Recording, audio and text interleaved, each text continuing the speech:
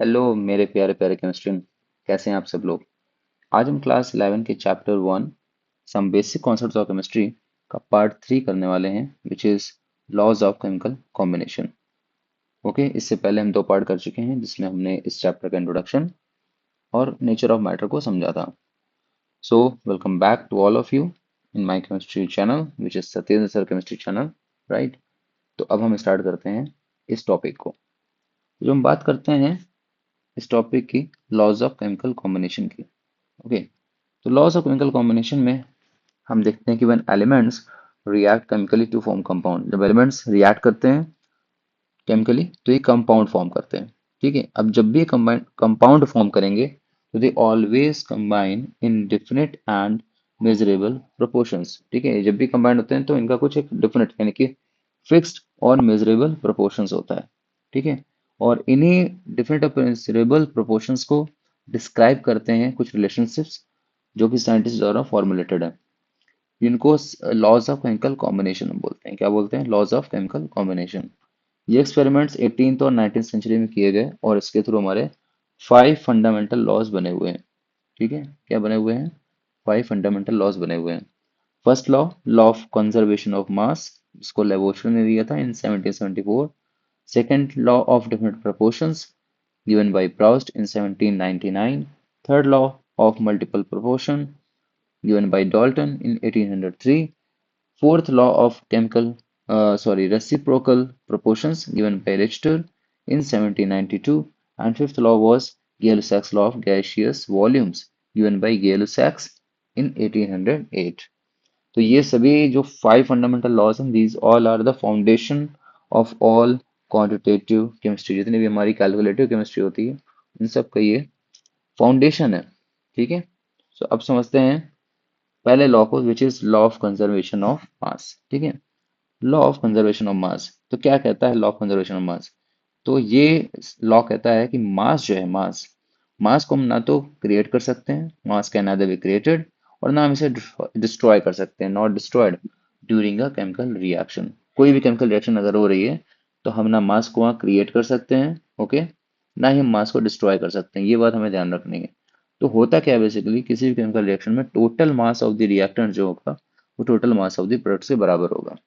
ठीक, अब एंटोनी लेवोशियर जो थे, एंटोनी लेवोशियर इन 1774, ये कुछ कंबशन एक्सपेरिमेंट कर रहे थे। ठीक है, and he burned phosphorus and sulphur in air. उन्होंने क्या किया? फॉस्फोरस एलिमेंट को और सल्फर को साथ में एयर में बर्न किया इन अ सील्ड कंटेनर, यानी वहां से ना फॉस्फोरस बाहर निकल सकती थी ना सल्फर बाहर निकल सकती थी।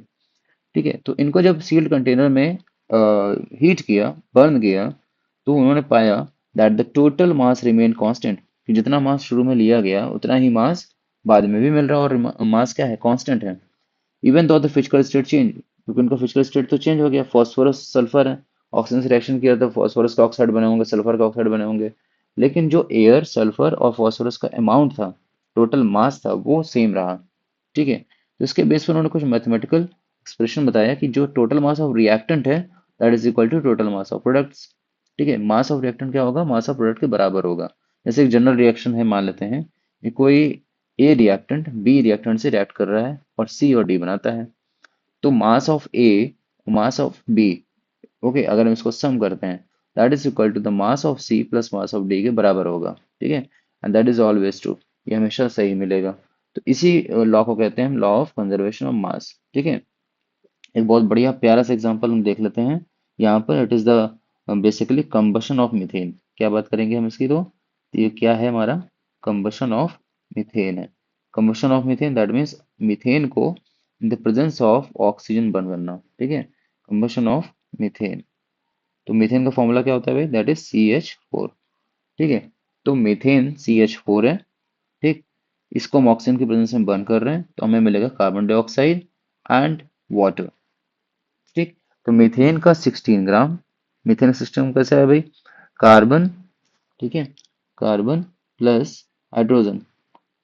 तो कार्बन कितने हैं? 1 है और हाइड्रोजन 4 है। ठीक, तो 1 carbon that is 12 plus 4 hydrogen that is 4, तो दैट इज इक्वल टू 16। तो इस तरह से हम क्या निकालते हैं? हम अपना मॉलिक्यूलर मास निकाल लेते हैं। तो कार्बन एंड हाइड्रोजन का जो टोटल मास है that is 16 gram in methane. Oxygen कितना हो जाएगा, तो ऑक्सीजन का होता है देखो that is 16 into two that is 32 और मल्टीप्लाई बाई टू हो गया क्योंकि दो यहाँ पर ऑक्सीजन मॉलिक्यूल है, राइट। तो कितना हो गया, दैट इज 64। तो 16 प्लस यहाँ पर 64, इन दोनों को आप ऐड करोगे तो क्या आ जाएगा, 80 ग्राम आ जाएगा। ठीक है, क्या आएगा, 80 ग्राम आ जाएगा। Now the product is CO2, carbon dioxide, which is mass is 44 ग्राम। ठीक है, कार्बन यहाँ पर कितना होगा, 12 होगा, और ऑक्सीजन कितना हो जाएगा, ये ऑक्सीजन, ओके। तो ऑक्सीजन दैट इज 16 ग्राम, और ये भी आपका 16 ग्राम है, तो टोटल कितना आएगा, 44 ग्राम आएगा। ठीक, वाटर यहाँ पे 2 मॉलिक्यूल्स बन रहे हैं, तो एक वाटर मॉलिक्यूल्स का मास होता है दैट इज 18, तो दो का हो जाएगा multiply by two that is 36। 36 plus 44 जब हम ऐड करते हैं तो भी हमें 80 मिलता है। तो कहने का मतलब ये है कि जितना हमारा टोटल मास था इनिशियल में, that is total mass of the reactant की बात हो रही है। ठीक है, तो जितना मास टोटल रिएक्टेंट का होगा उतना ही मास टोटल हमारा प्रोडक्ट का भी मिल रहा है। ठीक है, तो ये law of conservation of mass को फॉलो करता है। ठीक, अब बात करते हैं लॉ ऑफ कंजर्वेशन ऑफ मास के कुछ एप्लीकेशंस की। जैसे पहला एग्जांपल देखते हैं हम, decomposition of mercuric oxide HgO। तो मर्क्यूरिक ऑक्साइड HgO को जब हम हीट करते हैं तो हमें क्या मिलेगा, मरकरी प्लस ऑक्सीजन मिलेगा। ठीक है, मरकरी में वो टूट जाएगा और ऑक्सीजन में टूट जाएगा। अब हम मास ऑफ मरकरी ऑक्साइड देखते हैं, that is equal to the mass of 2 moles of mercury plus plus mass of the oxygen. और ये दोनों का मास हमारा क्या होगा, इक्वल आएगा। Total mass of the reactant will be equal to total mass of product. ठीक है, सेकंड एग्जांपल हम देखते हैं। तो यहाँ पर हमने लिया है 10 ग्राम ऑफ कैल्शियम कार्बोनेट। ठीक है, gives 5.6 gram of calcium oxide and 4.4 gram of carbon dioxide on heating. ठीक है, तो यहाँ पर जो रिएक्शन है, अगर हम उस रिएक्शन को लिखें तो हमारे पास है CaCO3। इसको हम क्या करेंगे, सिंपल हीट करेंगे। हीट करने पर ये हमारा बनाएगा CaO प्लस CO2। ठीक है, this is the decomposition reaction of the limestone. तो कैल्शियम कार्बोनेट को हीट करने पर CaO calcium oxide plus CO2 बनेगा। अब मास ऑफ रिएक्टेंट यानी कि कैल्शियम कार्बोनेट कितना गिवन है, दैट इज 10 ग्राम। तो 10 ग्राम यहाँ से मिलेगा। Then 5.6 gram of calcium oxide मिल रहा है plus 4.4 gram of carbon dioxide, ये दोनों प्रोडक्ट के मास भी दिए हैं। तो मास ऑफ प्रोडक्ट कितना हो जाएगा, that is 5.6 plus 4.4 that is equal to 10 gram. तो दोनों ही mass of reactant and mass of product अगर हम देखें, both are equal to each other, that means law जो है यहाँ पर वो वेरीफाइड हो रहा है। ठीक है, लॉ क्या हो रहा है, वेरीफाइड हो रहा है। ठीक है, तो इस लॉ की बहुत अच्छी सिग्निफिकेंस है क्योंकि ये सपोर्ट करता है डाल्टन्स एटॉमिक थ्योरी। ठीक है, डाल्टन ने अपनी एटॉमिक थ्योरी दी, उसको सपोर्ट करता है, दैट इज कि atoms are neither created not destroyed. वही तो यहाँ मास की बात की गई थी, लेकिन डाल्टन्स एटॉमिक थ्योरी में एटम के बारे में जो बात की गई वो यही बताता है कि atoms are neither created nor destroyed. ठीक, ये बेसिस है फॉर बैलेंसिंग केमिकल इक्वेशन। अगर केमिकल इक्वेशन को बैलेंस करेंगे तभी तो हमें total mass of reactant will be equal total mass of product मिलेगा, अदरवाइज नहीं मिलेगा।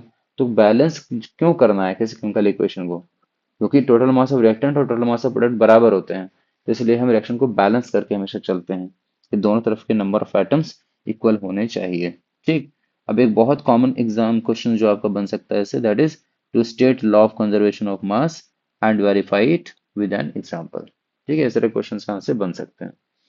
अब बात करते हैं नेक्स्ट लॉ की, which is law of definite proportion. कौन सा लॉ है भाई, लॉ ऑफ डेफिनेट प्रोपोर्शन, और इसको हम बोलते हैं कांस्टेंट कॉम्पोजिशन। ठीक है, या कांस्टेंट प्रोपोर्शन।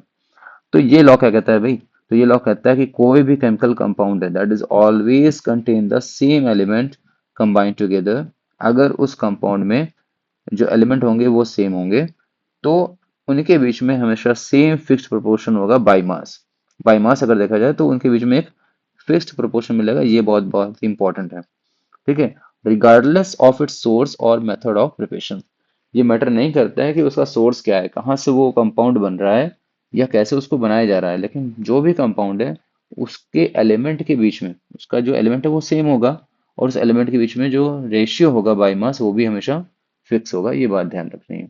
किसने इसे प्रपोज किया था, किसने इस लॉ को दिया था, that was Joseph Proust. Joseph Proust ने दिया था इन 1799। तो he studied composition of copper carbonate. ठीक है, कॉपर कार्बोनेट जो था उसके ऊपर ये स्टडी कर रहे थे फ्रॉम डिफरेंट सोर्सेस, अलग अलग सोर्स से उन्होंने कॉपर कार्बोनेट को कलेक्ट किया और उन्होंने क्या पाया कि उन सब के बीच में कांस्टेंट कंपोजिशन है। ऐसा नहीं है कि अलग अलग जगह से अगर कॉपर कार्बोनेट लिया उन्होंने तो अलग अलग कॉम्पोजिशन मिला, नहीं, सब में एक तरह का कांस्टेंट कॉम्पोजिशन मिला। ठीक है।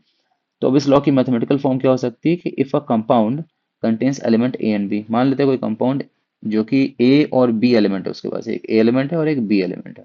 ठीक है। तो mass of A upon mass of B निकालेंगे तो हमेशा वो कांस्टेंट वैल्यू आएगी। समझ रहे हो, इस तरह से हम इसको वेरीफाई कर सकते हैं कि टोटल मास ऑफ ए और टोटल मास ऑफ बी जो होगा वो क्या होगा हमारा, दैट इज कांस्टेंट वैल्यू होगी।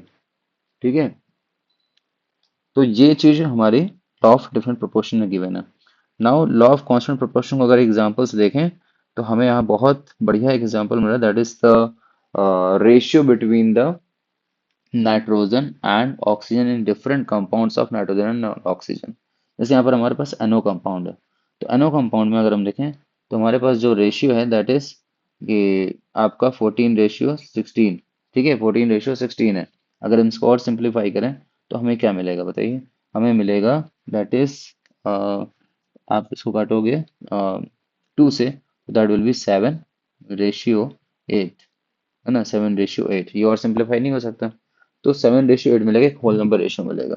ठीक है। अगर हमारे पास एक और कंपाउंड दैट इज NO2। ठीक है, NO2 है तो NO2 में क्या मिल रहा है, 14:32। नाइट्रोजन का मास 14 एंड ऑक्सीजन टोटल मास 32, तो 14:32 दैट इज 1:2, ये मिलेगा। ठीक, 1:2 मिलेगा।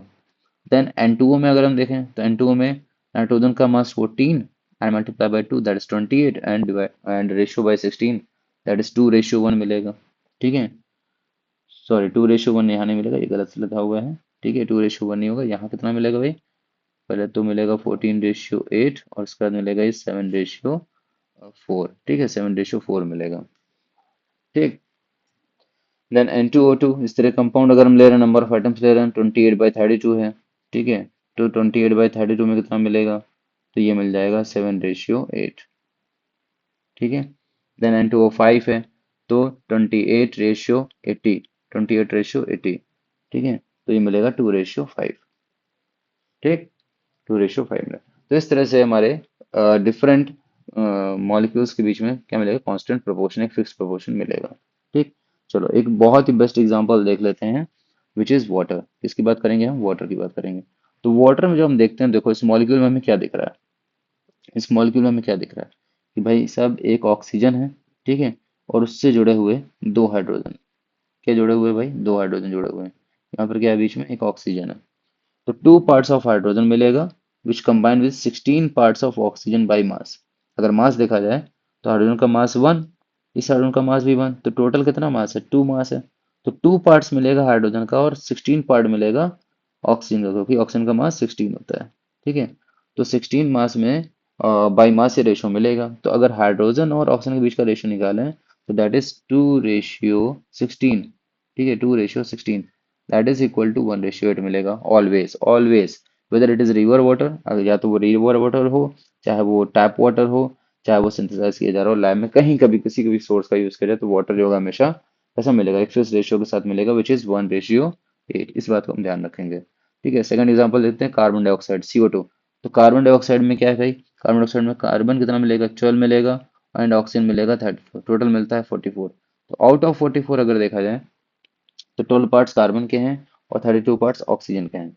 ठीक है, 12 parts carbon combine with 32 parts of oxygen, तो 12:32 मिलेगा विच इज ऑलवेज 3:8। क्या क्या मिलेगा भाई, 3:8 मिलेगा। ठीक है, तो यहाँ पर ये जो एग्जांपल्स हैं ये शो करते हैं कि जो हमारा रेशियो है between the elements that is always fixed. ठीक है, एक और देख लेते हैं, दैट इज एक सैंपल हमने मान लो लिया कार्बन डाइऑक्साइड का, सैंपल 1, जिसमें 27.3% कार्बन है एंड 72.7% ऑक्सीजन है। ठीक, एग्जाम्पल 2 दिया गया, जिसमें दिया गया कार्बन डाइऑक्साइड का मास आ रहा है 27.29% कार्बन एंड 72.7% ऑक्सीजन। तो अप्रोक्सीमेटली देखा जाए तो 27.3% एंड 27.29%, ये अप्रोक्सीमेटली सेम है ना, एंड 72.7% एंड 72.71% ये भी सेम है। तो जो मास मिल रहा है हर एक सैंपल में और उसका जो परसेंटेज मिल रहा है वो सेम मिल रहा है, तो दैट मीन सेम रेशियो जो होंगे वो सेम मिलेंगे, दैट इज 3:8 ही मिलेगा। ठीक है, 3:8 ही मिलेगा। इसका मतलब ये लॉ को ऑबे कर रहा है, लॉ को फॉलो कर रहा है। ठीक है। नेक्स्ट बात करते हैं कि क्या इस लॉ की कुछ लिमिटेशंस हैं। तो हाँ भाई, इस लॉ की लिमिटेशन तो है। क्या लिमिटेशन है कि अगर कुछ हमारे पास नॉन स्टोकियोमेट्रिक कंपाउंड होंगे। नॉन स्टोकियोमेट्रिक कंपाउंड क्या होंगे, जैसे कि मेटल ऑक्साइड्स होते हैं, ठीक है, आयरन ऑक्साइड, कॉपर ऑक्साइड। तो यहाँ पर ये होल नंबर रेशियो को फॉलो नहीं करेगा। ठीक है। होल नंबर रेशियो यहाँ पर परफेक्ट होल नंबर्स नहीं मिलेंगे, ये यहाँ पर ratio are not perfect whole numbers here. क्यों नहीं मिलेंगे, बिकॉज आयरन ऑक्साइड की अगर बात करें, ठीक है, तो आयरन का जो मास होता है, दैट इज आयरन का मास कितना होता है, 55.85। ठीक है, 55.85। एंड ऑक्सीजन है हमारा 16। तो जब मास ही ऐसा है, कैसा आइसोटोपिक मास है कि आयरन के आइसोटोप्स हैं, ठीक है, तो एक एवरेज एटॉमिक मास यहाँ पर लिया गया है। तो एवरेज एटॉमिक मास होने की वजह से जो इनके बीच का रेशियो आना चाहिए, वो रेशियो एक होल नंबर रेशियो नहीं आएगा। ठीक है, होल नंबर रेशियो नहीं आएगा। तो फिर ये तो इसकी लिमिटेशन हो गई। ऐसे अगर कॉपर की बात करें, तो कॉपर का जो मास है दैट इज 63.55। यहाँ भी कॉपर का आइसोटोपिक मास है। ठीक है। और इसके साथ अगर हम ले लें रेशियो कितना, ऑक्सीजन का 16, तो भी ये होल नंबर रेशियो को फॉलो नहीं कर पाएगा। ठीक है। तो इस तरह के जो नॉन स्टोइकियोमेट्रिक कंपाउंड होते हैं वो हमारे लॉ ऑफ कांस्टेंट प्रोपोर्शन को फॉलो नहीं कर पाते। बट फिर भी इसका एक बहुत सिग्निफिकेंस है। सिग्निफिकेंस क्या है कि ये कंफर्म करता है दैट कंपाउंड्स कंपोजिशन फिक्स्ड, कि कंपाउंड का कंपोजिशन हमारा फिक्स होता है। और ये Dalton's idea of atoms combining in fix ratio, Dalton का जो आइडिया था, जो एटम है वो एक फिक्स रेशियो कंबाइन होते हैं, उसको सपोर्ट करता है। ठीक है। अब इससे एक क्वेश्चन कैसे बन सकता है, तो क्वेश्चन बन सकता है state Proust's law of different proportion. ठीक है। आपको Proust's law of different proportion के बारे में इसका जो स्टेटमेंट है वो लिखिए और उसको एक्सप्लेन करिए विद एन एग्जांपल। ठीक है, उसको एग्जांपल से एक्सप्लेन करिए। चलो अब आते हैं third law, law of multiple proportion में। ठीक है, which is very very important. Third law of multiple proportion. तो ये क्या कहता है भाई, क्या इसका स्टेटमेंट है, तो ये कहता है इफ टू एलिमेंट्स कंबाइन होते हैं, अगर दो एलिमेंट कंबाइन होते हैं और मोर देन वन कंपाउंड बनाते हैं, मतलब दो ही एलिमेंट है, कंबाइन होने के बाद मोर देन वन कंपाउंड बनाए, तो masses of one element that combined with the fixed mass of the other are in a simple whole number ratio। ठीक है। तो जो एक एलिमेंट का मास होगा जो कि अदर एलिमेंट के फिक्स्ड मास के साथ कंबाइन हो रहा है, उनके बीच, उनके मासेस के बीच में क्या होगा, सिंपल होल नंबर रेशियो होगा। ठीक है। ये किसने दिया था, जॉन डाल्टन ने दिया था। मुझे पता है कि आपको अभी थोड़ा सा समझ में नहीं आया, बट बहुत अच्छे से समझ में आ जाएगा। ठीक है, पहले आप इसको समझिए कि जॉन डाल्टन ने इसे दिया था, and this law help him to propose his atomic theory. ठीक है, और ये लॉ उनको हेल्प किया उनकी एटॉमिक थ्योरी को प्रपोज करने में। ठीक। अब क्या कह रहे हैं, देखो, जैसे मासेस ए के कांस्टेंट है एंड मासेस बी के साथ, तो ए का मास कांस्टेंट है, ठीक, बी का मास के साथ कंबाइन हो रहा है, तो m1 m2 ये सारे रेशियो डिफरेंट रेशियो आ रहे हैं, m1 m2 m3 different masses आ रहे हैं, तो इनके बीच का जो रेशियो होगा that are the simple whole number ratio. ठीक है। इसका एग्जांपल समझो, बहुत अच्छे से समझ में आएगा। तो हमारे पास दो एलिमेंट है, कार्बन और ऑक्सीजन, ये फॉर्म करते हैं दो कंपाउंड। ठीक है, इनके जोड़ने से क्या बनते हैं, दो कंपाउंड बनते हैं। पहला कंपाउंड है कार्बन मोनोऑक्साइड, दूसरा है कार्बन डाइऑक्साइड। कार्बन मोनोऑक्साइड में देखते हैं तो 12 ग्राम कार्बन है, 16 ग्राम ऑक्सीजन है। कार्बन डाइऑक्साइड में 12 ग्राम कार्बन है और 32 ग्राम ऑक्सीजन है ना। तो अगर यहाँ देखें तो कार्बन का मास ये फिक्स्ड है, कार्बन का मास क्या हो गया, फिक्स्ड हो गया। ठीक है। लेकिन ऑक्सीजन का मास फिक्स्ड नहीं है। तो ऑक्सीजन का जो मास फिक्स्ड नहीं है, उनके बीच का अगर रेशियो ले जाए 16 एंड 32 के बीच का रेशियो, तो दैट रेशियो विल बी 1:2। कितना आएगा, 1:2 आएगा। ठीक है, 16:32, 1:2। तो एक सिंपल होल नंबर रेशियो आ रहा है। तो ये बात कहता है ये लॉ, और ये कार्बन डाइऑक्साइड जो है वो इस लॉ को फॉलो कर रहा है। ठीक है। देखो भाई, कार्बन का मास तो फिक्स हो गया ना, तो जो ऑक्सीजन का मास होगा, ऑक्सीजन के डिफरेंट मासेस जो होंगे उनके बीच में एक सिंपल होल नंबर रेशियो मिलेगा। इस बात को हमें ध्यान रखना है। ठीक, इस बात को हमें ध्यान रखना है। तो देखो यहाँ जैसे कार्बन मोनोऑक्साइड है और ये कार्बन डाइऑक्साइड है, तो कार्बन का मास फिक्स है 1 ग्राम, कार्बन मोनोऑक्साइड में कितना है, 1.33 ग्राम का ऑक्सीजन है। ठीक है। और अगर कार्बन डाइऑक्साइड में देखा जाए तो दो ऑक्सीजन हो गया, that is 2.666 gram oxygen, just double हो गया। तो एक सिंपल होल नंबर रेशियो मिलेगा ना इसके और इसके बीच में, विच इज 1:2। ठीक है, ये हमें मिलेगा। क्लियर है बात। चलो चलते हैं नेक्स्ट। इसके एप्लीकेशंस पे जैसे कि आप देख रहे हो, मान लो nitrogen and oxygen, carbon oxygen तो हम समझ चुके हैं। अब नाइट्रोजन और ऑक्सीजन समझते हैं। ठीक है, तो नाइट्रोजन और ऑक्सीजन को अगर हम कंबाइन करें तो हमें बनते हैं NO, N2, O3, N2O5। तो इनके डिफरेंट मासेस लेते हैं हम। चलो, तो नाइट्रोजन ऑक्साइड, ठीक है, NO को अगर लें तो 14 ग्राम नाइट्रोजन है, इसमें 16 ग्राम ऑक्सीजन है। और रेशियो ऑफ ऑक्सीजन ले लें, मतलब नाइट्रोजन के मास को हम फिक्स कर देंगे। ठीक है, तो अगर नाइट्रोजन के मास को हम फिक्स करते हैं, that is 14 gram nitrogen in different compound, तो ऑक्सीजन का मास ले लेते हैं हम यहाँ पर फॉर द रेशियो। ठीक है, पर 14 ग्राम कितना मिल रहा है हमारा, 16 ग्राम मिल रहा है। तो यहाँ पर 16 ऑक्सीजन का रेशियो हुआ यहाँ। फिर NO2 में देखें तो 14 ग्राम नाइट्रोजन है, 32 ग्राम ऑक्सीजन है। ठीक, N2O3 में 28 ग्राम हो गया, 48 ग्राम ऑक्सीजन है। तो अगर 14 ग्राम नाइट्रोजन के अकॉर्डिंग देखें तो यहाँ कितना मिलेगा, 24 ग्राम। ये हाफ हो गया डिवाइड बाई टू, और ये भी हाफ हो गया डिवाइड बाई टू, तो कितना मिलेगा, 24 ग्राम मिलेगा। राइट। N2O5 में बात करें तो 28 gram nitrogen and 16 5 80, that is 80 gram oxygen है। तो पर 14 ग्राम नाइट्रोजन के अकॉर्डिंग कितना मिलेगा, 40 ग्राम हमारा ऑक्सीजन मिलेगा।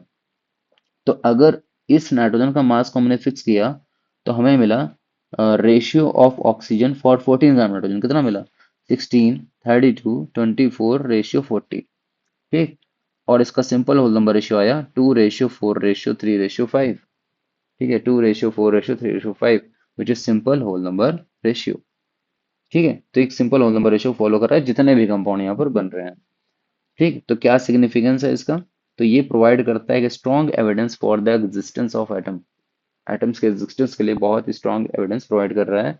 और ये डाल्टन एटॉमिक थ्योरी का बेसिस भी बनाता है। ठीक, कॉमन एग्जाम क्वेश्चन क्या पूछा जा सकता है कि explain the law of multiple proportions and with an example of carbon oxygen. तो कार्बन ऑक्सीजन का जो यहाँ पर बात की गई है, वो इसी वाले एग्जाम्पल की बात की गई है, कार्बन ऑक्सीजन के जो एग्जाम्पल। ठीक है, तो आप इसको यहाँ से नोट डाउन करिए और इसके आंसर को आप फ्रेम करिए। ठीक है, इसके आंसर को आप फ्रेम करिए। नेक्स्ट आते हैं, that is law of reciprocal proportions में। ठीक है, लॉ ऑफ रेसिप्रोकल प्रोपोर्शन क्या कहता है, बहुत सिंपल सा ये लॉ है कि अगर हमारे पास दो डिफरेंट एलिमेंट हैं, ठीक है, जो कंबाइन कर रहे हैं separately with a fixed mass of a third element, दो एलिमेंट हैं ए और बी, मान लेते हैं यहाँ पर हमारे पास ए और बी हैं, और ये किसी सी से कंबाइन कर रहे हैं, ए बी सी से कंबाइन करता है, बी बी सी से कंबाइन करता है। ठीक है, the masses in which they combine with each other are either the same or in a simple whole number ratio। अब अगर ये ए और बी आपस में कंबाइन करने लगे तो इनके बीच का जो रेशियो होगा वो इनके रेशियो के सेम आएगा, और या तो सिंपल होल नंबर रेशियो में ही आएगा। ठीक, इसको प्रपोज किया था रिश्टर ने इन 1792। अब बात करते हैं, जैसे मान लेते हैं कार्बन है हमारे पास। ठीक, कार्बन है और ऑक्सीजन है। अगर कार्बन ऑक्सीजन यहाँ पर कंबाइन होते हैं तो हम देखते हैं कि कार्बन डाइऑक्साइड बनेगा। 12 ग्राम कार्बन इसमें होगा और 32 ग्राम ऑक्सीजन होगा। यही अगर ऑक्सीजन सल्फर कंबाइन करें ऑक्सीजन का सल्फर के साथ, तो सल्फर डाइऑक्साइड गैस बनेगी। यहाँ पर 32 ग्राम सल्फर, 32 ग्राम ऑक्सीजन है। ठीक, तो ऑक्सीजन एक ऐसा एलिमेंट है जो कि कार्बन से भी कंबाइन हो रहा है और सल्फर से भी कंबाइन हो रहा है। तो क्या कार्बन और सल्फर आपस में कंबाइन होंगे, बिल्कुल कंबाइन होंगे, कार्बन डाइसल्फाइड बनेगा जिसमें 12 gram carbon and 64 gram sulphur है।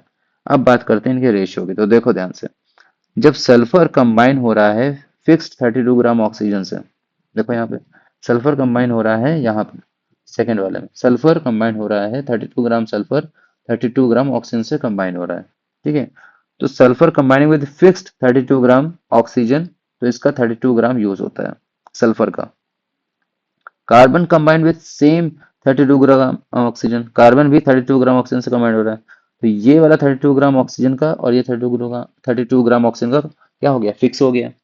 तो अगर इनके बीच का रेशियो निकाला जाए, that is 12 gram and 32 gram of the sulphur, तो यहाँ पर क्या रेशियो आएगा, 12 ग्राम 32 ग्राम सल्फर। ठीक है, तो कार्बन का 12 ग्राम सल्फर का 32 ग्राम रेशियो आएगा 3:8, एक सिंपल होल नंबर रेशियो आएगा। ठीक, ऐसे यहाँ पे जब तीसरा ये दोनों आपस में कंबाइन होने लगेंगे, पहले तो इनकी और इनकी बात की गई थी। ठीक है, अब कार्बन और ऑक्सीजन अगर आपस में ही कंबाइन होते हैं तो इनके बीच का क्या रेशियो मिलेगा, तो देखो कार्बन का था 12 and sulphur is 64, 12:64, that is 3:16। ठीक है, 3:16। और अगर इसको कंपेयर करें 3:8 से, 3:8 से, तो ये क्या हो जा रहा है, ये जस्ट मल्टीप्लाई बाई हाफ है। यानी ये 8 और 16 क्या है, एक होल नंबर रेशियो को कंबाइन कर रहे हैं। ठीक है, होल नंबर रेशियो को कैरी कर रहे हैं, दैट इज ये लॉ को वेरीफाइड करता है। ठीक। अब ये लॉ ऑफ रेसिप्रोकल प्रोपोर्शन जो है, ये आपका सपोर्ट करता है एटॉमिक थ्योरी को। ठीक। जिसमें combination by weight follow simple numerical pattern. जब भी वेट कंबाइन हो रहा है तो वहां पे एक सिंपल न्यूमेरिकल पैटर्न को फॉलो कर रहा है। ठीक है, इसका कॉमन एग्जाम क्वेश्चन क्या बनेगा, that is define and explain the law of reciprocal proportion with an example. ठीक। अब आते हैं अपने fifth law, that is Gay Lussac's law of gaseous volumes. ठीक है, Gay Lussac's law of gaseous volumes. तो ये क्या कह रहा है भाई, क्या है इसका स्टेटमेंट। तो when gases react together to form gaseous product, जब गैसेस रिएक्ट करेंगे साथ में तो गैसियस प्रोडक्ट बनते हैं। तो इनके जो वॉल्यूम्स होते हैं ना, that volumes bear a simple whole number ratio to one another and to that of the products also. ठीक है, मतलब रिएक्टेंट के बीच में तो सिंपल होल नंबर रेशियो मिलेगा ही मिलेगा, साथ ही साथ प्रोडक्ट के साथ भी एक सिंपल होल नंबर रेशियो मिलेगा। और ये सारी बातें हो रही हैं जब सारे वॉल्यूम कैसे मेजर किए जाएं at the same temperature and pressure पे। ठीक है, तो जोसेफ गे और the second was Gay Lussac. ठीक है, जोसेफ गे लुसाक ने 1808 में इस बात को कहा। तो फॉर एग्जांपल हम देखते हैं, मान लेते हैं एक कंटेनर हमने लिया। ठीक है, जिसका वॉल्यूम हमने कितना लिया, हाइड्रो 1 वॉल्यूम लिया हाइड्रोजन का। और इसी तरह का सेम कंटेनर हमने लिया जिसमें हमने 1 वॉल्यूम क्लोरीन का लिया। अब इन दोनों को हमने कंबाइन कर दिया, इनको हमने कनेक्ट कर दिया, मान लेते हैं कंबाइन कर दिया, तो हमें 2 वॉल्यूम मिलेगा हाइड्रोजन क्लोराइड का। ठीक। अब यहाँ पर अगर देखा जाए तो हाइड्रोजन, ठीक है, हाइड्रोजन जो है, क्लोरीन, ये कंबाइंड हो रहा है और हाइड्रोजन क्लोराइड गैस बन रही है। तो अगर इनके बीच का रेशियो दिया जाए वॉल्यूम वाइज, तो 1:1:2 मिलेगा। क्या मिलेगा हमें, 1:1:2 मिलेगा। ठीक है, बात समझ में आई। सो नाउ, अब इस लॉ का एप्लीकेशन क्या है, इस पे बात करते हैं। तो जैसे अभी हमने एग्जांपल देखा, पहला example that is hydrogen and chlorine react to form hydrogen chloride gas, H2 and Cl2 combine to form HCl gas. तो वॉल्यूम जो मिलेंगे, 1 वॉल्यूम मिलेगा हाइड्रोजन का, 1 वॉल्यूम क्लोरीन का कंबाइन होता है एंड फॉर्म करता है 2 वॉल्यूम HCl का। तो इनके बीच में रेशियो कितना मिलेगा, 1:1:2 मिलेगा, सिंपल होल नंबर रेशियो मिलेगा। ऐसे ही हाइड्रोजन एंड ऑक्सीजन भी कंबाइन होते हैं जो वाटर वेपर बनाते हैं। तो 2H2 plus O2 gives to 2H2O, that is 2 volume हो रहा है यूज हाइड्रोजन का, 1 वॉल्यूम ऑक्सीजन का एंड 2 वॉल्यूम वाटर का। सो यहाँ पर 2:1:2 मिलेगा। ठीक है, तो एक सिंपल होल नंबर रेशियो मिलता है। ठीक है, तो मैथमेटिकली हम कह सकते हैं कि volume V1 upon volume V2, ठीक है, volume V1 upon volume V2, that is equal to simple whole number ratio where volume V1 V2 are reacting gases volumes. ठीक है, रिएक्टिंग गैसेस वॉल्यूम्स मिलेगा, है ना। रेशियो निकालना तो V1/V2 तो करेंगे ही, तो क्या मिलेगा हमें, सिंपल होल नंबर रेशियो मिलेगा। ठीक। अब जो एडियोमीटर ऑपरेटर्स होते हैं, ठीक है, जहाँ पर measuring volume of gases before and after reaction under constant temperature measure. ठीक है, ये एक एडियोमीटर है। इस पे आप क्या करते हो, मेजर करते हो वॉल्यूम ऑफ गैसेस, गैसेस के वॉल्यूम को मेजर करते हो before and after the reaction. और कब करते हैं, under constant temperature and pressure पे। तो इस एक्सपेरिमेंटल वेरिफिकेशन में ये बात बिल्कुल सही पाई गई है। ठीक है, तो अब बात करते हैं कि ये गेल-स्टोक्स लॉ किस बात में हेल्प करता है हमें। तो ये हेल्प करता है development of Avogadro's hypothesis in 1811। Amedeo Avogadro, जिन्होंने एवोगाड्रोस लॉ दिया था, ठीक है, उनकी जो हाइपोथेसिस थी एवोगाड्रोस लॉ, ये भी आपके एनसीईआरटी में है, दैट इज एवोगाड्रोस हाइपोथेसिस। उसको बनाने में ये लॉ बहुत हेल्प करता है, क्योंकि वो लॉ बोलता है equal volumes of gases at same temperature and pressure contain equal number of molecules. ठीक है, अगर वॉल्यूम गैसेस का सेम है, ठीक है, गैसेस का वॉल्यूम सेम रखा जाए सेम टेम्परेचर प्रेशर पे, तो उसमें जो नंबर ऑफ मॉलिक्यूल्स मिलेंगे ना, वो इक्वल मिलेंगे, वो हमारे इक्वल मिलेंगे। जिस बात को कौन कहता है, अवोगाड्रोस लॉ कहता है। ठीक, और ये जो गेल-स्टोक्स लॉ, ये डाल्टन एटॉमिक थ्योरी को भी क्या करता है, सपोर्ट करता है। ठीक, तो इसका भी कॉमन एग्जाम क्वेश्चन बन सकता है, which is that is state and explain Gay Lussac's law of gaseous volume with suitable examples. ठीक, तो इस तरह से हमारे 5 लॉ एंड होते हैं, तो हम आईएएस की समरी देख लेते हैं, इन सारे लॉ की समरी देख लेते हैं, राइट। तो पहला लॉ था हमारा, that is law of conservation of mass given by Lavoisier in 1774। And ये क्या कहता है कि मास जो है ना तो हम उसे क्रिएट कर सकते हैं ना ही उसे डिस्ट्रॉय कर सकते हैं। जैसे 10 ग्राम कैल्शियम कार्बोनेट लिया तो हमें 5.6 gram calcium oxide and 4.4 gram carbon dioxide मिलता है, which is also equal to 10 gram, which is also equal to 10 gram. तो ये रिएक्टेंट का मास और टोटल प्रोडक्ट का मास सेम है, that is conservation of mass को फॉलो कर रहा है। सेकंड था definite proportion given by Proust in 1799। Compound has same element in fix ratio by mass. Compound में जितने भी एलिमेंट है उनके बीच में सेम रेशियो मिलेगा, फिक्स रेशियो मिलेगा बाय मास। जैसे हाइड्रोजन ऑक्सीजन के बीच का रेशियो कितना मिलेगा, 1:8 मिलेगा इन वाटर, ठीक। Third law was multiple proportion given by Dalton in 1803, and he said that masses of one element with fixed mass of other are simple ratio। अगर एक element दूसरे fixed mass of other element से combine होते हैं तो वहां पर different compound बन रहे हैं, उनके बीच का रेशियो हमें एक सिंपल होल नंबर रेशियो मिलेगा। Fourth law was reciprocal proportions of that is compound, तो रिश्टर ने दिया था ये 1792 में। इसमें उन्होंने बोला elements combining separately with the third combine in simple ratio. अगर एलिमेंट अलग अलग कंबाइन होते हैं थर्ड एलिमेंट से तो एक सिंपल होल नंबर रेशियो में कंबाइन होते हैं, जिसमें हमने एग्जांपल देखा कार्बन, सल्फर और ऑक्सीजन का। Fifth law was gaseous volumes given by Gay Lussac's in 1808 and he said that volume of reacting gases are simple ratio। जो भी गैसेस हैं रिएक्ट कर रही हैं तो उनका अगर वॉल्यूम के बीच में रेशियो लिया जाए तो एक हमें एक सिंपल होल नंबर रेशियो मिलेगा। For example 2H2 plus O2 gives to 2H2O, तो यहाँ पर हमें 2:1:2 मिलेगा, ठीक है, एक सिंपल होल नंबर रेशियो मिलेगा। ओके, चलो अब एक न्यूमेरिकल प्रैक्टिस कर लेते हैं एग्जांपल से कि इससे कैसे क्वेश्चंस पूछे जा सकते हैं। ठीक है, तो पहला एग्जांपल हम देखते हैं, that is law of multiple proportion का। क्या कह रहा है, two oxide of carbon, carbon के दो ऑक्साइड हैं। पहला ऑक्साइड कंटेन करता है 42.9% carbon, second oxide contain 27.3% carbon. तो find ratio of oxygen masses combining with 1 gram carbon. ठीक है, अगर 1 ग्राम कार्बन है तो जो ऑक्सीजन है उसके बीच का रेशियो क्या होगा। तो देखो फर्स्ट कंपाउंड में क्या है हमारे पास, जो कार्बन है वो है 42.9%, तो इसका मतलब है ऑक्सीजन कितना होगा 57.9%, सॉरी 57.1%, क्योंकि आउट ऑफ 100 से आप इसको माइनस करके निकाल लोगे ना, 100 से क्या करोगे आप इसको माइनस कर दोगे तो कितना आ जाएगा 57.1। ठीक, अब ऑक्सीजन और कार्बन का क्या ले लें, रेशियो ले लें। ऑक्सीजन 57.1 डिवाइड बाई 42.9 कितना मिला हमें 1.32, 1.32। सेकेंड कंपाउंड में देखें तो कार्बन था 27.3%, तो ऑक्सीजन कितना बचेगा भाई 72.7%, 100 माइनस 27.3।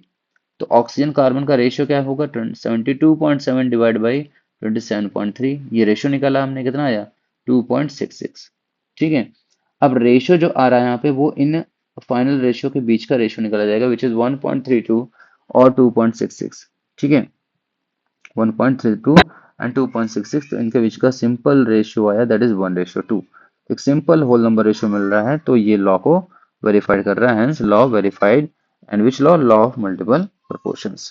ठीक, सेकंड एग्जांपल हम देखते हैं, depend upon law of different proportion. इस लॉ से दिया गया है, टू सैंपल्स हमारे पास हैं कार्बन डाइऑक्साइड गैस के, ठीक है, जिसको हमने सैंपल 1 में देखा तो 27.29% कार्बन है और सैंपल 2 में 27.27% कार्बन है। चेक विदर द लॉ होल्ड्स, क्या ये लॉ फॉलो कर रहा है, यस लॉ फॉलो कर रहा है। Mass of ratio of carbon and oxygen both approx 3:8 यहाँ पर मिल जाएगा।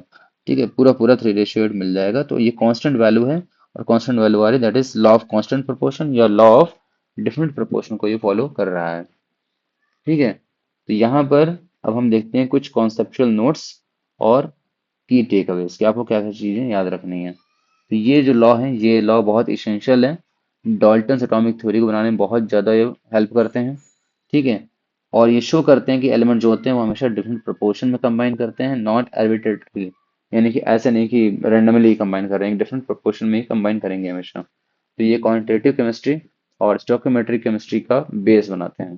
ठीक है, हमने पढ़ा था लेवोशियर लॉ जो बात करता था टोटल मास कंजर्व्ड के बारे में, प्राउस्ट लॉ पढ़ा which talking about fixed ratio compound. Dalton's law बात करता है कि अगर होल नंबर रेशियो हैं, ठीक है, तो वो मल्टीपल कंपाउंड में क्या मिलेगा, हमें होल नंबर रेशियो मिलेगा। ठीक है, रिस्टर लॉ बात करता है कि interrelation among compounds via a common element. दो से ज्यादा एलिमेंट के बीच में अगर इंटर रिलेशन है, आपस में सब कंबाइन कर रहे हैं, ठीक है, कॉमन एलिमेंट है, तो वहां पे एक सिंपल होल नंबर रेशियो मिलेगा। ये लुसाक्स लॉ बात करता है कि सिंपल वॉल्यूम रेशियो मिलेगा हमारे गैसियस रिएक्टेंट एंड प्रोडक्ट में, यानी पूरी पूरी गैसियस रिएक्शन में हमें एक सिंपल वॉल्यूम रेशियो मिलेगा। ठीक है, तो अब कुछ कॉमन बोर्ड एग्जाम क्वेश्चन है, बहुत इंपॉर्टेंट एग्जाम प्रिपरेशन है। ठीक है, जिससे मतलब किस तरह क्वेश्चन इससे बन सकते हैं। जैसे पहला क्वेश्चन बन सकता है, state the law of conservation of mass and verify it experimentally. Second, explain Proud's law of definite proportion with an example. Third question is define the law of multiple proportion and illustrate it with nitrogen oxide. Nitrogen oxide से उसको explain करिए। Fourth law है कि गेल सक्स law of gaseous volume क्या है and example बताइए। Fifth question is differentiate between law of definite and law of multiple proportions. तो इन पांचों क्वेश्चंस की आप प्रैक्टिस करिए, इन पांचों क्वेश्चन के आंसर लिखिए विद एन एग्जांपल, और कमेंट बॉक्स में बताइए कि आपको इस सारे लॉ में से कौन सा लॉ सबसे बेटर समझ में आया, किस लॉ में आपको अगर डिफिकल्टी आ रही है तो वो आप भी मुझे बताइए। ठीक है, आई होप सो ये वीडियो लेक्चर आप सबको समझ में आया। So thank you so much, मिलते हैं नेक्स्ट वीडियो।